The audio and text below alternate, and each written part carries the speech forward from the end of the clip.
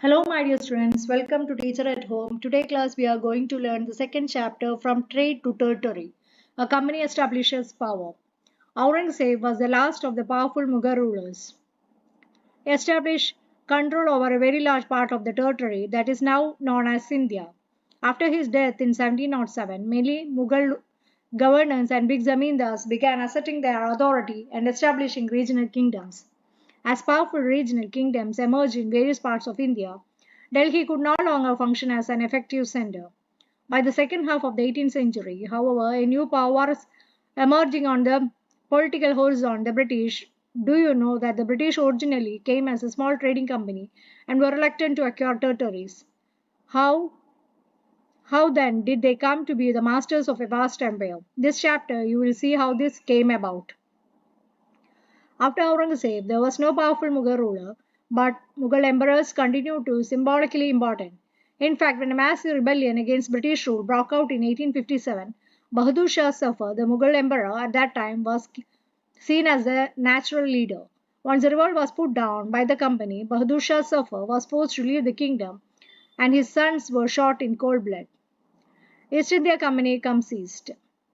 In 16, the East India Company acquired a charter from the ruler of England, Queen Elizabeth was granting in the sole right to trade with the East.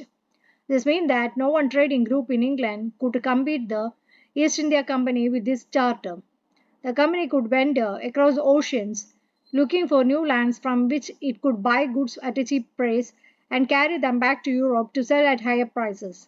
Company did not have to fear competition from other English trading companies. Mercantile trading companies in those days made profit primarily by excluding competition so that they could buy cheap and sell dear.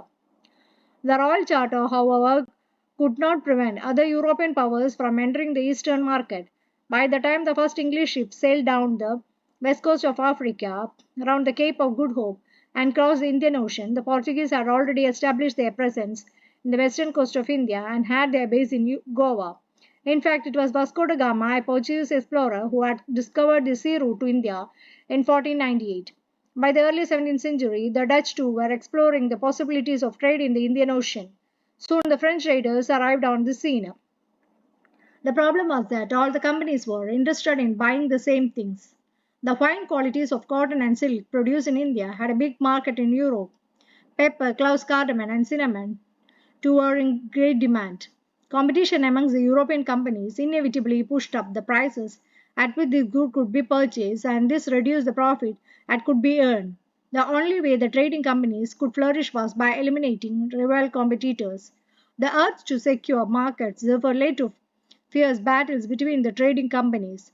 Through the 17th and 18th century, they regularly sank each other's ships, blockaded routes, and prevented rival ships from moving with supplies of goods. Trade was carried on with arms, and trading posts were protected through fortification. This effort to fortify settlements and carry on profitable trade also led to intense conflict with local rulers.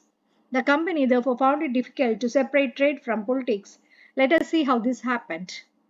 East India Company begins trade in Bengal. The first English factory was set up on the banks of the river Hooghly in 1651. This was the base from which the company's traders, known at that time as factors, operated. Factory had a warehouse where goods were export were stored, and it had offices where company officials sat. As trade expanded, the company pursued merchants and traders to come and settle near the factory. By 1696, it began building a fort around the settlement. 2 years later, it bribed Mughal officials into giving the company zamindari right over 3 villages. One of these was Kalikata, where later grew into the city of Calcutta or Kolkata as it is known today. It also persuaded the Mughal Emperor Aurangzeb to issue a farman granting the company the right to trade duty free.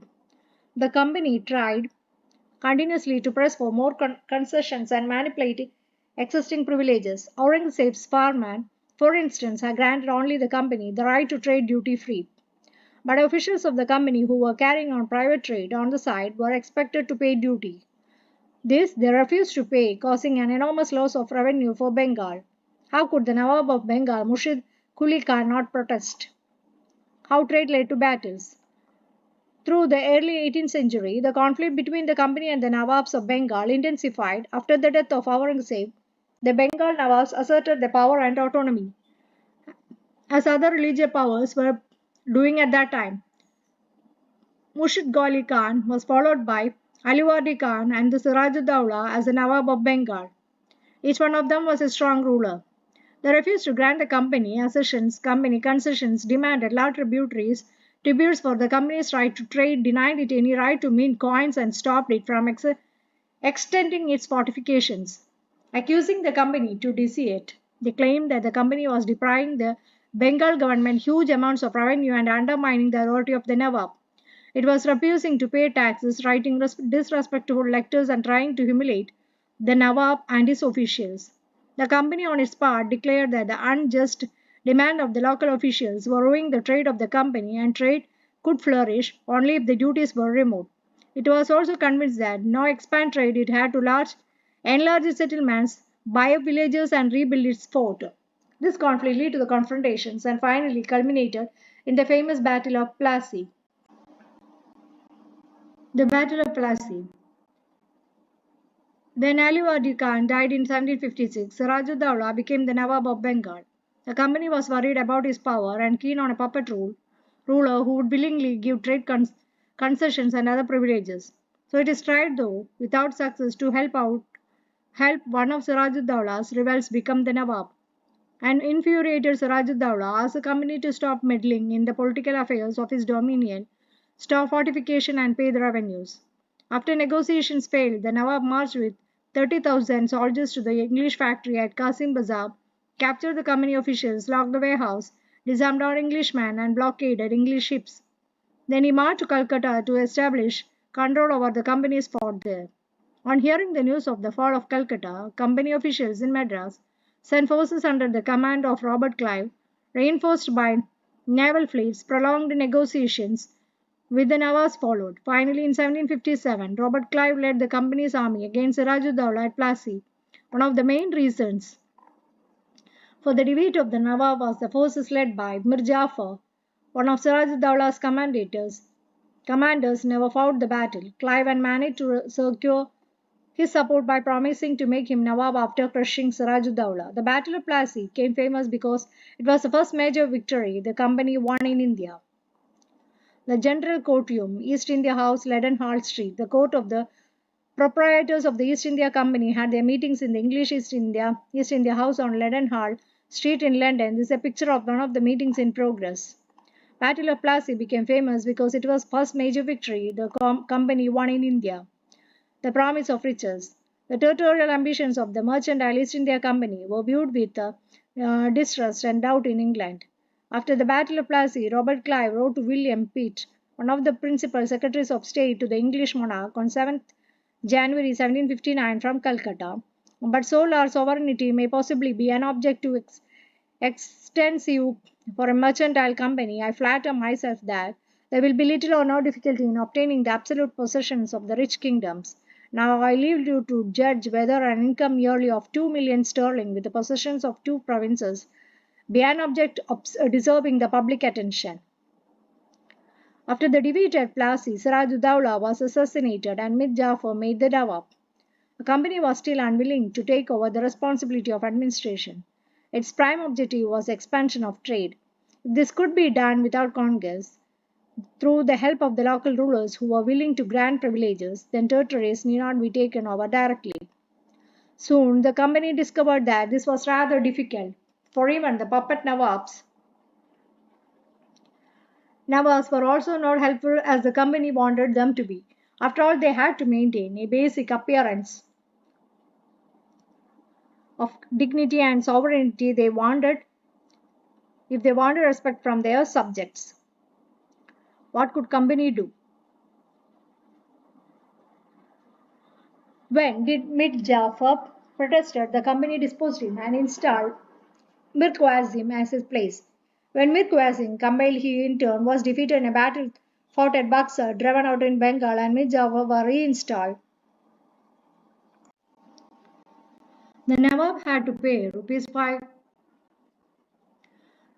lakh every month, but the company wanted more money to finance its wars and meet the demands of trade and other expenses. It wanted more territories and more revenue. By the time Mir Jafar died in 1765, the mood of the company had changed. Having failed to work with puppet Nawabs, Selaif declared, "He must indeed become Nawabs ourselves." Finally, in 1765, the Mughal emperor appointed the company as the Diwan of the provinces of Bengal. The Diwani allowed the company to use the vast revenue resources of Bengal. They solved a major problem that the company had earlier faced. From the early 18th century, its trade with India had expanded, but it had to buy most of the goods in India with gold and silver imported from Britain. This was because at the time Britain had no goods to sell in India. Outflow of gold from Britain slowed after the Battle of Plassey, entirely stopped after the acceptance of Diwani. Now, revenues from India could finance company expenses. These revenues could be used to purchase cotton and silk textiles in India, maintain company troops, and meet the cost of building the company fort and offices at Calcutta. Company officials become Nabobs. What it meant to be Nawabs? It meant, of course, that the company acquired more power and authority, but it also meant something else. Each company servant began to have visions of living like Nawabs. Nawab complains. In 1733, the Nawab of Bengal said this about the English traders. When they first came into the country, they petitioned the then government in a humble manner for liberty to purchase a spot of ground to build a factory house upon, which was no sooner granted but they built a strong fort, surrounded it with a ditch which has communications with the river, and mounted a great number of guns upon the walls. They have enticed several merchants and others to go and take protection under them, and they collect a revenue which amounts to rupees 1 lakh. They rob and plunder and carry great number of the king's subjects of both sexes into slavery into their own country.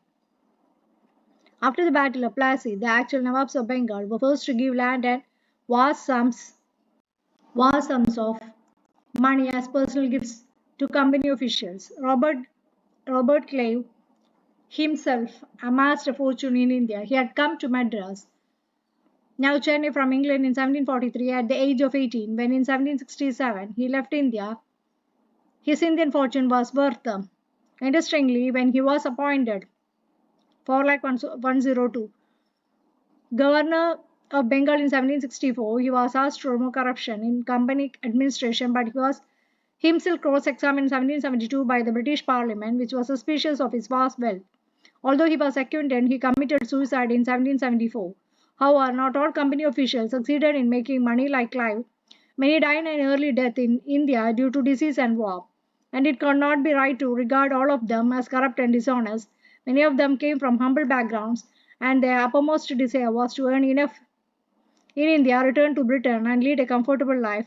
Those who managed to return with wealth led flashy lives and flaunted their riches. They were called Nabobs, and Anglicized version of the Indian word Nawab. They were often seen as upstarts and social climbers in British society and were ridiculed or more fun of a place and cartoons. Company rule expands. If we analyze the process of annexation of Indian state by the East India Company from 1757 to 1857, certain key aspects emerge. The company rarely launched a direct military attack on an unknown territory. Instead, it used a variety of political, economic, and diplomatic methods to attain its influence before annexing an Indian kingdom. After the Battle of Buxar, the company appointed residents in Indian states. They were political and commercial agents, and their job was to serve and further the interest of the company. Though the residents or company officials began interfering in the internal affairs of Indian states, they tried to decide what was to be the successor of the throne and was to be appointed in an administrative post. Sometimes the company forced the states into a subsidiary alliance. According to the terms of his alliance, Indian rulers were not allowed to have their independent armed forces. They were to be protected by the company. How did Clive see himself? At his hearing in front of a committee in Parliament, Clive declared that he had shown admirable restraint after the Battle of Plassey. This is what he said: "Consider the situation in which the victory of Plassey had placed me. A great prince was dependent on my pleasure, and opulent city lay at my mercy. Richest bankers did against each other for my smiles. I walked through walls which were thrown open to me, alone piled on either hand with gold and jewels. My chairman, at this moment I stand astonished at my moderation."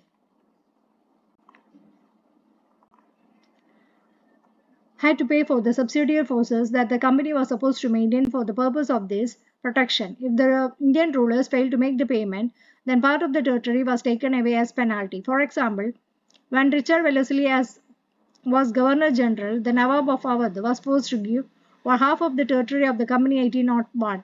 As he failed to pay the subsidiary forces, Hyderabad was also forced to cede territories on similar grounds. What power did the residents have? This is what James Mill, the famous economist and political philosopher from Scotland, wrote about the residents appointed by the company. We place a resident who really is king of the country, whatever injunctions of non-interference he may act under, as long as the prince acts in perfect subservience and does what is agreeable to the residents, that is to the British government, things go on quickly. They are managed without the resident appearing much in the administration of affairs. But when anything of a different nature happens, the moment that prince takes a course which the British government think wrong, comes clashing and disturbance. Tipu Sultan, the tiger of Mysore. The company resorted to direct military confrontation when it saw a threat to the political or economic interests. This can be illustrated from the case of the social southern Indian state of Mysore. Mysore had grown in strength under the leadership of powerful rulers like Hyder Ali, ruled from 1761 to 1782, and his famous son Tipu Sultan, ruled from 1782 to 1799. Mysore controlled the profitable trade of the Malabar coast, where the company purchased pepper and cardamom. In 1785, Tipu Sultan stopped the export of sandalwood, pepper, and cardamom through the exports of his kingdom and disallowed local merchants from trading with the company. He also established a close relationship with the French in India and modernized his army with their help. Company forces were defeated by Hyder Ali and Tipu Sultan in several battles. But in 1792, attacked by the combined forces of the Marathas, the Nizam of Hyderabad, and the company with the British, by which the two of his sons were taken away as hostages. British painters always liked painting scenes that showed the triumph of British power. The British were furious. They saw Hyder and Tipu as ambitious, arrogant, and dangerous rulers who had to be controlled and crushed. Four wars were fought with Mysore 1767-69, 1780-84, 1790-92, 1799. Only in the last, that is the Battle of Srirangapatnam, did the company ultimately win a victory. Tipu Sultan was killed defeating his capital Srirangapatnam. Mysore was placed under the former ruling dynasty of the Wadayas and a subsidiary alliance was imposed on the state. This is the picture of a big mechanical toy that the Tipu possessed. You can see a tiger mauling a European soldier. When its handle was turned, the toy tiger roared and the soldier shrieked. This toy tiger is now kept in the Victoria and Albert Museum in London. The British took it away when Tipu Sultan died defending his capital Srirangapatnam on May 1799. The Legend of Tipu. Kings are often surrounded by legend and the powers glorified through folklore. Here is a legend about Tipu Sultan, who became the ruler of Mysore in 1782. It is said that once he went hunting in the forest with a French friend. There he came face to face with a tiger. His gun did not work and his dagger fell to the ground. He battled with the tiger unarmed until he managed to reach down and pick up the dagger. Finally, he was able to kill the tiger in the battle. After this, he came to be known as the Tiger of Mysore. He had the image of the tiger on his flag. War with the Marathas. From the late 18th century, the company also sought to shrub and eventually destroy Maratha power. With their defeat on the Third Battle of Panipat in 1761, the Marathas' dream of ruling from Delhi was shattered. They were divided into many states under different chiefs belonging to dynasties such as Scindia, Holkar, Gaiwad, and Bhonsle. These chiefs were held together in a confederacy under a Peshwa who became its effective military and administrative head based on Pune. Mahatji Scindia and Nana Padis were two famous Maratha soldiers and statesmen of the late 18th century. Marathas were subdued in a series of wars. In the first war that ended in 1782 with the Treaty of Salbai, there was no clear victory. The third Anglo-Maratha was fought on different fronts, resulting in the British gaining Orissa and the territories north of the Yamuna River, including Agra and Delhi. Finally, the Third Anglo-Maratha War of 1817 and 19 crushed Maratha power. The Peshwa was removed and sent away to Bidu near Kanpur with a pension. The company now had complete control over the territories south to the Vindhyas. They claimed to paramountcy. It is clear from the above that the early 19th century the company pursued an aggressive policy of territorial expansion. Under the Lord Hastings, Governor General from 1813 to 1823, a new policy of paramountcy was initiated. Now the company claimed that its authority was paramount of supreme, hence its power was greater than that of Indian states.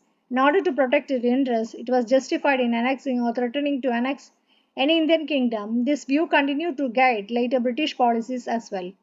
This process, however, did not go unchallenged. For example, when the British tried to annex the small state of Kittur, Karnataka today, Rani Channamma took to arms and led an anti-British resistance movement. She was arrested in 1824 and died in the prison in 1829.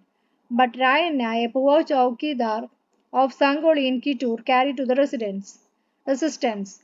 With popular support, he destroyed many British camps and records. He was caught and hanged by the British in 1830. You will read about more several cases of resistance later in the book. In the late 1830s, the East India Company became worried about Russia. It imagined that Russia might expand across Asia and enter India from the northwest. Driven by this fear, the British not wanted to secure their control over the northwest.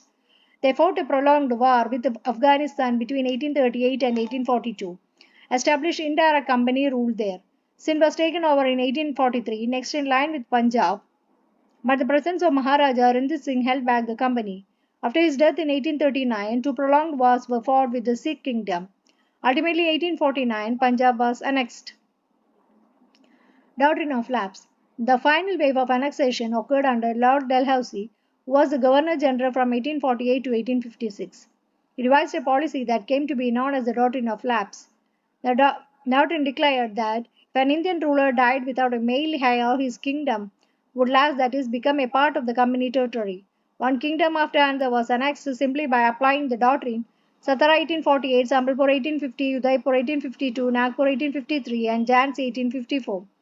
Finally, 1856, the company also took over Awadh. This time, the British had an argument. They said they were obliged by duty to take over Awadh in order to free the people from the misgovernment of the Nawab. Enraged by the humiliating way in which the Nawab was deposed, the people of Awadh joined the great revolt that broke out in 1857. Setting up a new administration, Warren Hastings was one of the most important figures who played a significant role in the expansion of company power. By this time, the company had acquired power not only in Bengal but also in Bombay and Madras. British territories were broadly divided into administrative units called presidencies.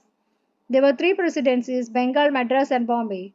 Each was ruled by a governor. The supreme head of the administration was the Governor General. Warren Hastings, the first Governor General, introduced several administration reforms, notably in the sphere of justice. From 1772, a new system of justice was established. Each district was to have two courts: a criminal court, Faujari Adalat, and a civil court, Diwani Adalat. Maulvis and Hindu Pandits interpreted Indian laws for the European district collectors who presided over civil courts. The criminal courts were still under a quasi and mufti but under the supervision of the collectors. Warren Hastings went back to England in 1785. Edmund Burke accused him of being personally responsible for the misgovernment of Bengal. This led to an impeachment proceeding at the British Parliament that lasted 7 years. A major problem was the Brahmin Pandits were different interpretations of local laws based on different schools of the Dharma Shastra. To bring about uniformity in 1775, 11 Pandits were asked to complete a digest of Hindu laws. N.B. Haldi translated this digest into English. By 1778, a code of Muslim laws was also compiled for the benefit of European judges. Under the Regulating Act of 1773, a new Supreme Court was established, while a Court of Appeal, the Sarda Nizamat Adalat, was also set up at Calcutta. A principal figure in an Indian district was the collector. As the title suggests, their main job was to collect revenue and taxes and to maintain law and order in his district. With the help of judges, police officers, and darogas, his office, the collectorate, became a new center of power, patronage, and steadily replaced previous holders of authority. Company Army. Colonial rule in India brought in some new ideas of administration and reform, but its power rested on the military strength. Mughal army was mainly composed of cavalry. and infantry, that is, spider soldiers. They were given training in archery and the use of the sword. The cavalry dominated the army, and the Mughal state did not feel the need to have a large professionally trained infantry. The rural areas had a large number of armed peasants, and the local zamindars often supplied the Mughals with paidar soldiers. A change occurred in the 18th century that Mughal successors, states like Awadh and Benares, started recruiting peasants into their armies and training them as professional soldiers. East India Company adopted the same method when it began recruitment for its own army, which came to be known as the Sepoy Army. The Indian word Sipahi meaning soldier. As warfare technology changed from the 1820s, the cavalry requirement of the company's army declined. This is because the British Empire was fighting in Burma, Afghanistan, and Egypt, where soldiers were armed with muskets and matchhawks. Soldiers of the company's army had to keep pace with changing military requirements, and its infantry regiments now became more important. By the early 19th century, the Britain began to develop a uniform military cultures. Soldiers were increasingly subjected to European style training, drill, and discipline that regulated the life far more than before. Often, this created problems since caste and community feeling were ignored in building a force of professional soldiers. Could individuals so easily give up their caste and religious feelings? Could they see themselves only as soldiers and not as members of communities? What did the sepoys feel? How did they react to the changes in their lives and their identity? That is, their sense of who they were. The revolt of 1857 gives us a glimpse in the world of the sepoys. We will read about this in the chapter 5. Conclusion. Thus, the East India Company were transformed from a trading company to a territorial colonial power. Arrival of a new steam technology in the early 19th century also aided the process. Till then, it would take anywhere between 6 and 8 months to travel to India by sea. Steamships reduced the journey time to 3 weeks, enabling more Britishers and their families to come to a far off country like India. By 1857, the company came to exercise direct rule over about 63% of the territory and 78% of the population of the Indian subcontinent. Combined with this indirect influence on the remaining territory and population of the country, East India Company had virtually the whole of India under its control. So that's all about this chapter. If you are interested, please do like, share, and subscribe my channel. Okay, thank you.